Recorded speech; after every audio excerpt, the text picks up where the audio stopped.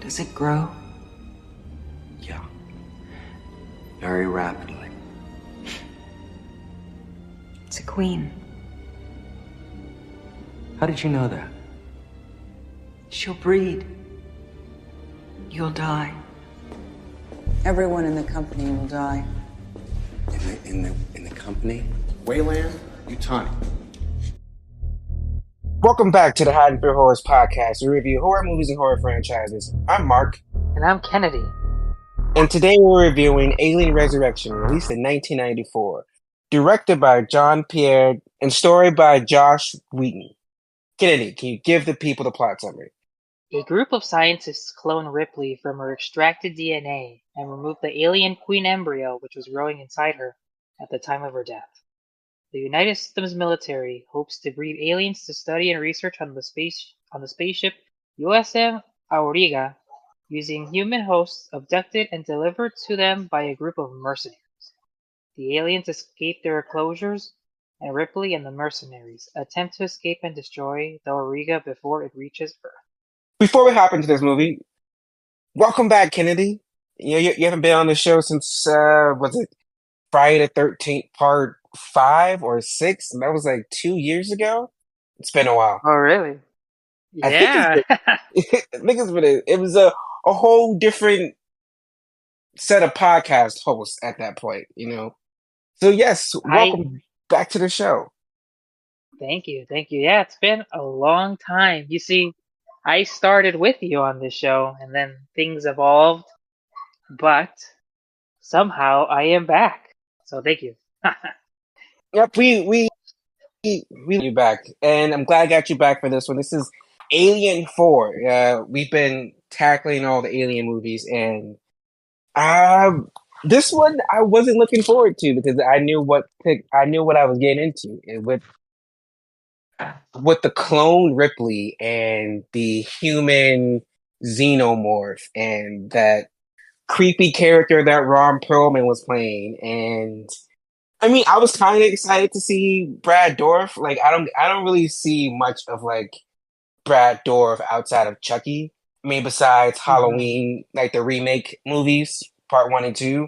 I don't see much of Brad Dourif, so like I was excited to see him, and I love Winona Ryder. It's just this movie was bad, man. This was really bad. Well, like I explained to you before the show that I haven't really watched the Alien movies. I haven't watched the first one since like 2020. So I kind of came into this movie with no context. Uh, but I did know, I do remember hearing that like Alien Resurrection is one of the really bad ones. But like first impressions, as someone who's not really a fan of the Alien franchise, I'm just more of like a classic slasher person, anyways. But I actually didn't think it was that bad.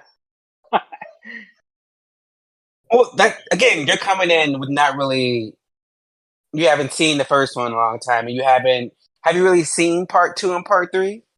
I have not seen the second or third one. Mm-mm. Well, those first two are amazing. Honestly, the franchise kind of takes a downward spiral with the third movie because the first two movies are damn near perfect, and then that third one just goes off the rails. But this is when the franchise crashed and burned. Like this was a bad movie. Like you mentioned that you are a classic slasher horror fan type. That's your thing. Yeah. Imagine if you were watching Halloween Part 5, Part 4, and instead of having um Laurie Strode's daughter, it's Laurie Strode's clone. Like, how would Yeah. that make you feel? You would feel robbed because it's Laurie, but it's not Laurie. It's not that character we watched in those first two movies. Same face, same actors, but it's good. It's a different character. Wouldn't you feel cheated?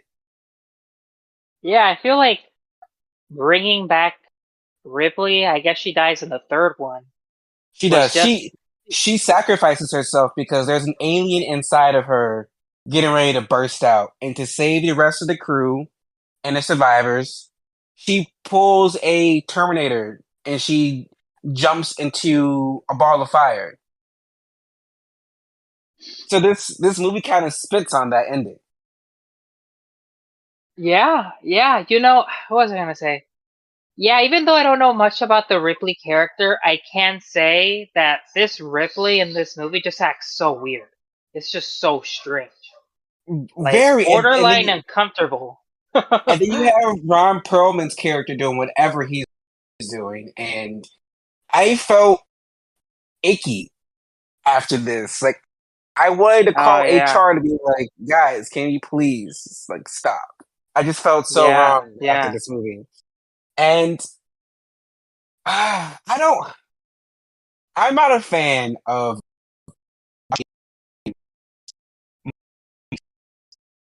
And shows, and they all kind of fall apart. Like I love Buffy the Vampire Slayer. I am a fan, and Yeah. I love Angel, and I like that first Marvel movie, that first Avengers movie. But even with that, it's like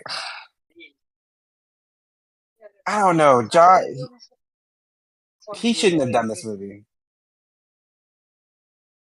Joss Whedon worked on this movie? He wrote this movie. Oh, he wrote it. Yeah, he wrote it. I mean,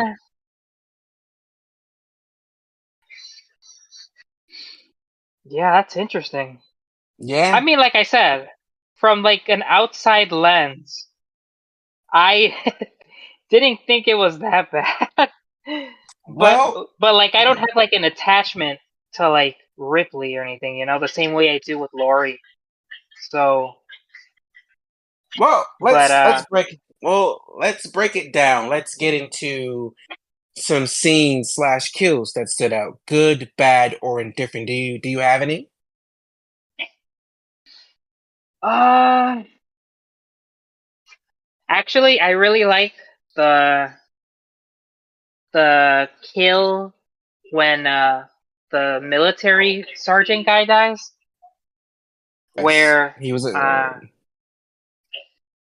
it was right at the end where one of the survivors has a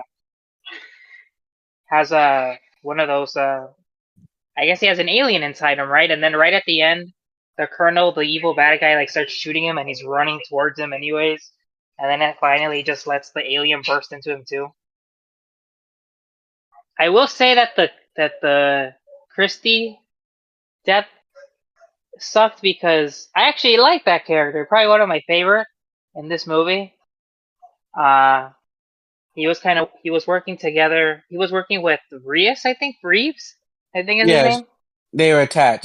He was actually one of my favorite characters. So it kind of sucked when he jumped off to save everyone else and to But it jump was with the kind of alien. dumb. He could have just kicked the alien off his foot. That's also true. That's also true. Which is why it kind of sucks too.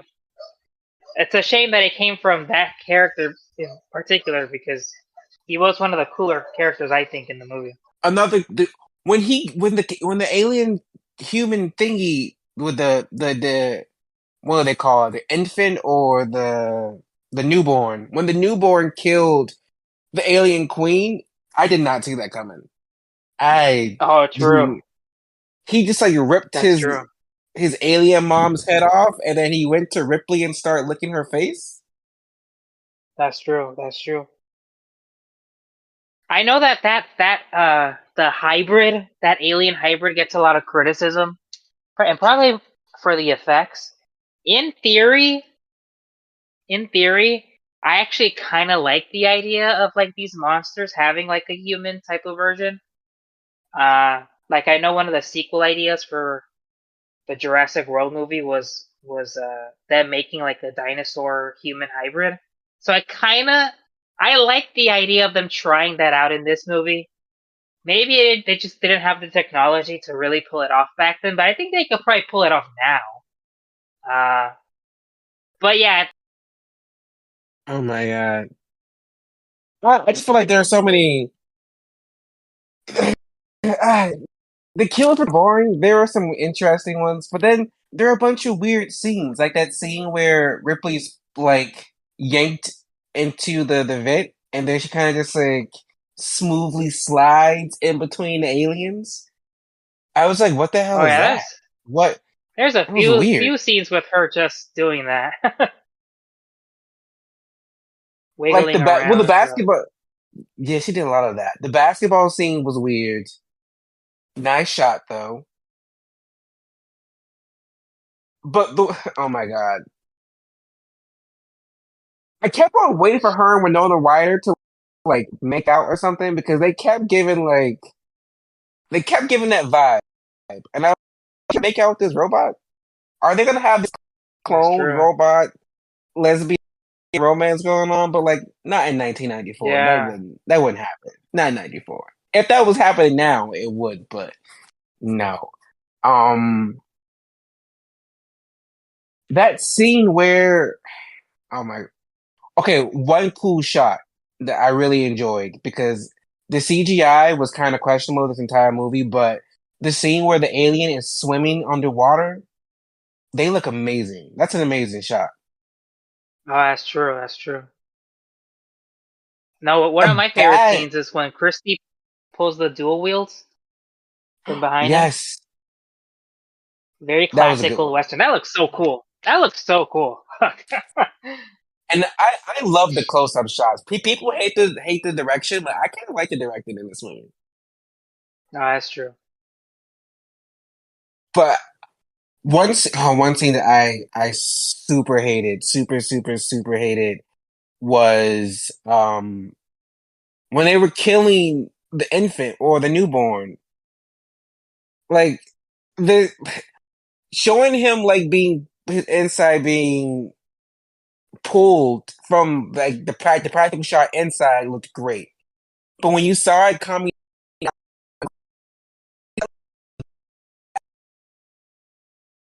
and I was like, who asked for this? Yeah, Yeah, it that's just true.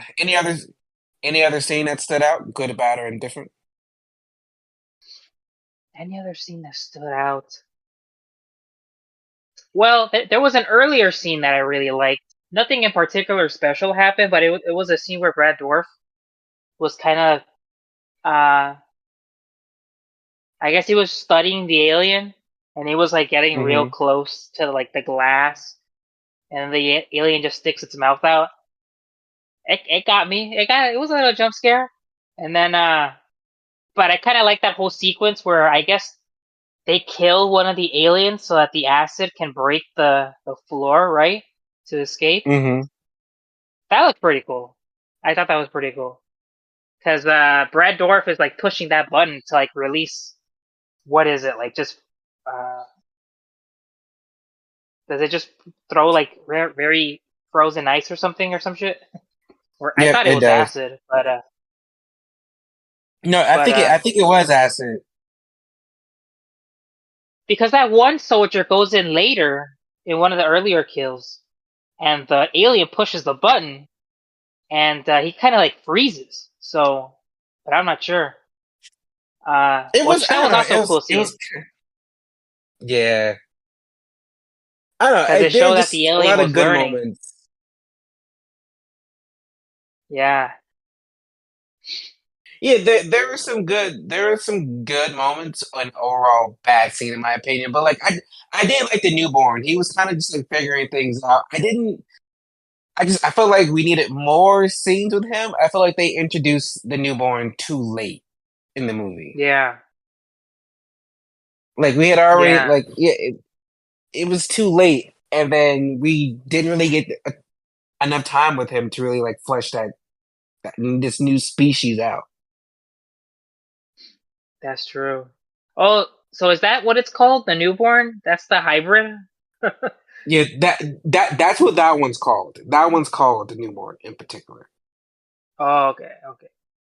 Yeah, yeah. Uh, but I don't know. We don't really see that again for a while. I don't know. I forgot what's coming up in the next two movies, and obviously we don't know what's coming up in the new one that's getting ready to come out. but I don't think we don't see another human xenomorph hybrid, so it doesn't really get explained much. Oh, okay, okay. Yeah, yeah. But was there anything else, or are you ready to move on to the characters? I think I'm ready to move on. Nice. Well, let's move on and let's talk about Gideon, uh, the character played by Brad Dorff. He was kind of creepy, It was and creepy. I don't know. I felt uncomfortable. I was like, "What's happening right now? Yeah. Like, what's going on with this character?" What are your thoughts on the Good Doctor? Well, if he wasn't played by Brad Dourif, he'd just be, like the typical evil scientist man running, crazy experiments on like that on that evil uh species. But it's Brad Dourif, and I think he added a little bit of his character to the role. I guess he is a legend. At least I think he's a legend in kind of He like these is. movie type horror movies. Uh, but yeah, it was kind of like random to see him at the end that he was still alive, trapped, I guess, and the trapped with like the the queen, right? And it did make for a cool kill, at least a very satisfying kill. It did. A weird kill. He just like bit his head, but it was still. But it was also like it's one of those characters where I kind of expected him to come back in some form or fashion because like whenever there's a human character who's like creepy and weird and kind of a dick, like you kind of have to see them die. And Yeah, given that Ron Perlman was still running around, I was like, okay, we have to get back to Brad Dorff because we have to see one of them die because there's no way they both like. I knew he had to come back in some fashion. yeah, When you see Ron Perlman, when I see Ron Perlman, I think of well, it's Ron Perlman, or I think of Hellboy. So, but his name was Jonah. What are your thoughts on Jonah? Joner, uh, Yeah. Ron Perlman's character. Well, Yes. like there was just like you said, like a too much of a touchy vibe with him, grabbing everybody, especially that kiss at the end, like out of nowhere. But He I just like think randomly kissed that guy. I was like, what the hell is he this? randomly kissed that guy. I mean, I don't think there's too much to think about with most of the mercenaries. They were just getting a job done, really. Uh, I was surprised that he was one of the survivors. Uh, but I don't know. I don't have too much to say about him. Really, like I said, I like the Christie guy more, and even that guy in the who was in the wheelchair at like the beginning part of the movie. I don't really have anything, no thoughts besides like, ugh, like why did he give that kiss to Varese at the end? You know, you saying that is one of my issues with this movie and the last movie. Because with that first movie, like it takes a good 40 to 50 minutes before we get to the chest bursting scene. Okay, When we first see the alien. So you spend so much time getting introduced to the crew, seeing how close they are, seeing how bonded they are, getting to know them, getting to know the characters before they start dying. So you kind of felt like a connection before the aliens started to kill them off one by one. And then you got yeah, to the second when you get to the second movie, there's more characters, more going on. But then they willed it down, and then you're left with Ripley and three other characters who you like all four of them. And then when you get to the third movie, three of them are killed, and it's just Ripley, and she's on a planet that's a prison, and it's a prison full of like sexual perverts who are like rapists and murderers and like crazy shit like that, and you're like, am I supposed to care about these characters getting killed? Only person I care about is yeah. Ripley. And then you get to this, and it's like, okay, I don't even care about Ripley because it's not really Ripley. So I don't really have anyone in this movie to like connect with. And I felt like if they were going to do that with Ripley, they should have gave us more to connect with the mercenaries and the other characters because for three movies, Ripley was the main draw. But that Ripley is dead. This is some weird Ripley clone. And so if we can't connect with the mercenaries, then why are we here? Is it ever is it ever explained why the original Ripley died with the baby xenomorph inside her, but then the clone Ripley also has the same thing? They implant they I think the whole thing is that they took the cells and they cloned Ripley because they were going to implant the alien back in there. So I think they probably found some DNA of hers after she died and they just that's how they cloned her because they were trying to make an alien. They were testing them. Oh, okay, I see.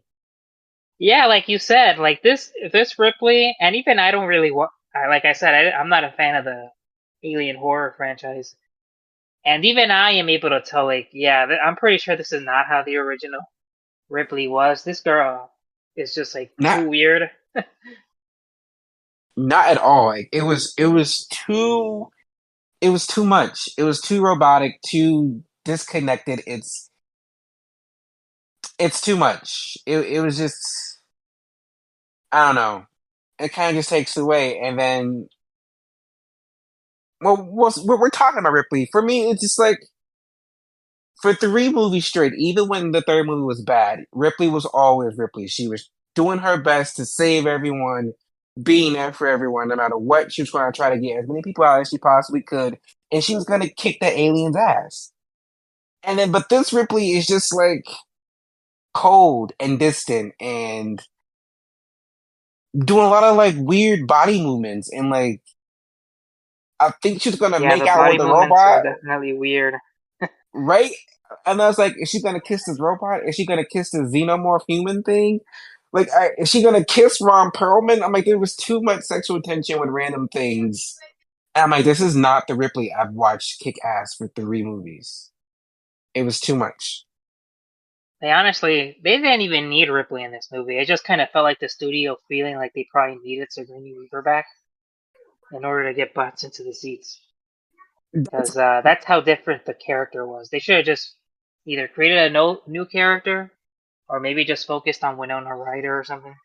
If they could have made a new character because the original Ripley's dead, and this is like so far into the future. I mean, we're centuries past the first movie. Like, Yeah, there was no need to bring back Ripley. Like, that was not needed at all. They could have just left her where she was at. They could have made a whole new character, but no. I mean, yeah, I get it. You know, Halloween always tried to get Jamie Lee Curtis back whenever they could. You know, and when she said yes, they put her in the movie. So I'm guessing that's how it was with Sigourney when they went to her and she was like, "Yeah, sure, I'll do it." But like, yeah, at what cost? At what cost? Because the story makes no sense. Like none ever. yeah. What about you? What are your thoughts on Ripley or anything else? No, I just like I said, it's just I can understand the character assassination claims that people might have that this just isn't the same Ripley, and kind of pointless to have her in this movie. But And I'm just like, seeing. why do they make her so weird? Is just the question. Well, I'm looking it up and I'm reading that like that's actually why Sigourney came back. She came back because it was going to be a clone, and because she could play the character different, and she can explore the character in a different way because it wasn't the same Ripley she played already. I see. She should have just said no, no, thank you. I don't want She to be. could have just I said don't no. want to do. Like, it's not a good movie. I don't like this movie at all. And it's not the character that I loved for three movies. It's Yeah. different. But what are your thoughts on the newborn? from like how it looked, from how it acted. What are your thoughts? I just I just feel like it looks a little too silly. And like I said before, maybe that was just due to like limitations in like the technology back then, but I mean, but uh, even that, like when we first see the alien, the very first Alien movie, that's all practical, and that costume looks great. that's true. That's true. Yeah, I mean, like I said, I like the theory in theory, like a monster hybrid with a lot of these iconic like alien creatures. But this one just looks too silly. It looks way too almost cartoony. It just doesn't look Look, threatening. Like the face just isn't threatening at all compared to like a regular xenomorph. it looks like who it looks like a bad like puppet, like a bad like I don't even know. It gave me like I was like, am I watching like Teenage Mutant Ninja Turtles 3 or like what the hell is this thing? And I don't know. Movie was just missing parts for me, and I think that the when you got rid of Ripley, you got rid of the main reason to watch the movie, and this hybrid xenomorph was not a draw. Like I could have done without that thing. That's true. That's true. And it's crazy because they made the queen. Like the queen, so what technically the hybrid is like Ripley is like clone Ripley's grandkid because the xenomorph queen came out of Ripley. Oh, did it? Oh, snap. Yeah, it's a crazy concept, but we have come to the end. But before we get there, Kennedy, can you give the people the behind the scenes info and facts? All right, so Alien Resurrection had a budget of 70 million and it grossed 161.4 million in the box office. Wow, it actually made money. I mean, alien movies make money even when they're trash. Well, and it probably made money because it had a Sigourney Weaver too. So Definitely. maybe the let's see, it has a Rotten Tomato score of a 54%. Entertainment Weekly gave the movie a B plus and stated by rocketing ahead 200 years from the previous film and jiggering the story cleverly. So they actually liked it. They Hmm. kind of validates my opinion a little bit better. Like in a vacuum, the movie isn't that bad. The Washington Post contributor Destin Thompson felt it satisfactorily recycles the great surprises that made the first movie so powerful. And finally, TV Guide magazine wrote in a mixed review that the plot is more of the same old running and screaming. The Weaver is worth the price of admission all by herself. Well, enough about them. What about us? Do we cash or pass Alien Resurrection? Kennedy. Oh, you see, this is where I'm probably on a technical level. Do I think this movie is great by any means? No. I'm sure that the first two and maybe even the third one are better than this movie. But I honestly had a fun time with it. Of course, not having like feelings over any of these characters because I just haven't seen the movies. But well, I guess I won't say it was like a really fun time either. And it was fine. It was fine. Got to see some kills. There were a few cool characters. Christy in particular, like I said, that guy was awesome. Hmm. And and yeah, I mean, if you inherently like Alien and you like, people being chased around a spaceship by aliens, then you might like this movie. So from that perspective, I give it a watch it grade. Watch it, but don't buy it. For If you can me, watch it for free, watch it. for me, I'm gonna give it a pass. Don't even watch it for free. This movie, you should just construct some type of weird head. Just no, dude. have some good headcanon and stop after the third one. You know, Ripley sacrifices herself for the greater good. She dies with the alien, and that should have been the last movie of this original timeline. There was no need to come back with a clone. No one told Josh Whedon and that French director to come and make this movie. Well, probably the studio, but the studio also should have been stopped because this movie was not needed. It's not good. Like it's so bad, and Yeah. It's a pass. It's a pass for me. But what about next week? Next week we are reviewing Prometheus. I am so excited. I remember I watched Prometheus in theaters, so I can't wait to watch it and review it with the rest of the hosts. We'll also be having a guest host join us for the episode. So I'm so excited. It'll be this person's first time on Hiding for Horrors, and I'm so excited. But you have to wait until next week. Until then, good night.